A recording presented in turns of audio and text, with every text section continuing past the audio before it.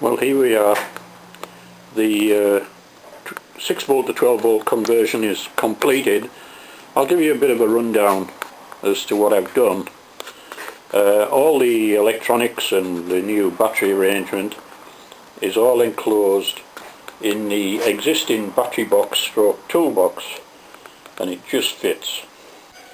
The heart of the system is 2 Cyclone 6 volt gel batteries, which, as you can see, thankfully, because you can mount them any direction in a non-spill, they just fit in. I think there's about about a 1/4 inch clearance, and I managed to be able to slide them in and secure them. The system has a positive earth, and the electronic power box, which is a rectifier regulator, is actually slotted in the little toolbox. It's not a very big unit, all solid state, all enclosed, and effectively you take the output from the AC generator, which is down in here. It's just a little permanent magnet AC generator. The wires emerge here. It's 3 wire single phase AC, and if you connect 2 of the wires together in a certain configuration, you end up with 14 or 15 volts output, which is what you're looking for. That's craftily sneaked in the bottom of the toolbox. You can just see it there, sneaking through, runs through, there it is, and disappears into the solid state unit. There's a fuse in there that protects the DC output from the unit back to the battery negative.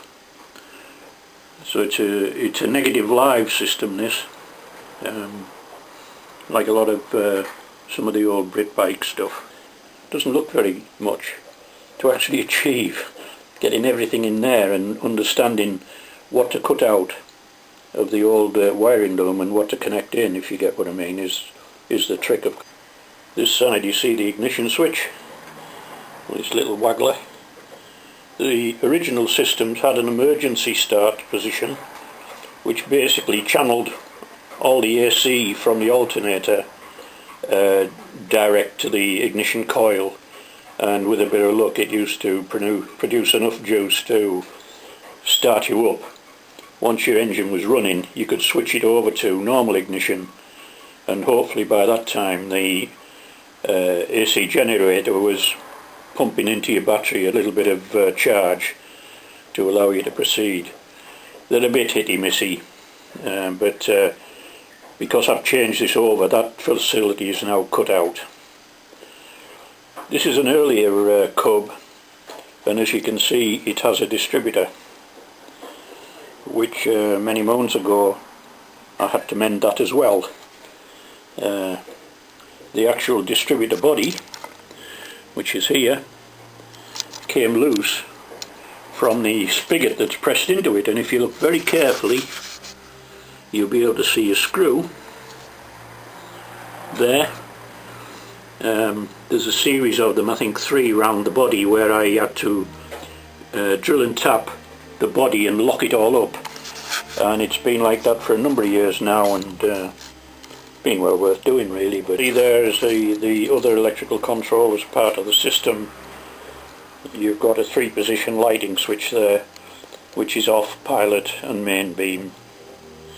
And the most ridiculous feature electrically on this bike is the dip switch, which is on the headlight, and it's a push button arrangement, which I will show you. There we are. You should just be able to see it. This sort of Puritan hat type switch, which is here. Why Lucas manufactured a thing like this, I just do not know. It's made of a multitude of little whizzy bits inside and bits of pressed brass and stuff. It's all open and fails regularly. What you do to alter the beam, you press it, that's like dip, press it again, goes on to main, press it again, so it's sort of like a revolving chamber in the switch that goes round and round. Unfortunately, it doesn't step on sometime, which means you've got to take it to bits, bend one of the little brass pieces yet again, and fiddle with it and reassemble it and grease it up, and it should work for a month or two or something like that. Terrible why they just didn't put a simple 2-position switch on the top. I just do not know. But that's Joseph Lucas and his famous electrics. How on earth people dare criticise Italian electrics and things like that, I just do not know. But certainly Joseph Lucas knew how to make cheap bits. Still, it's a very nice little bike, but it's a nice little twin speedo and rev counter arrangement. Very nice. And the tank is the tank finish is based on the larger 650cc Bonneville that was the great hit in the States. In fact, this is very much like a little Bonneville, and so style-wise it's quite good, but its quality is a bit iffy. As you know, I'm not a fan, but it's alright.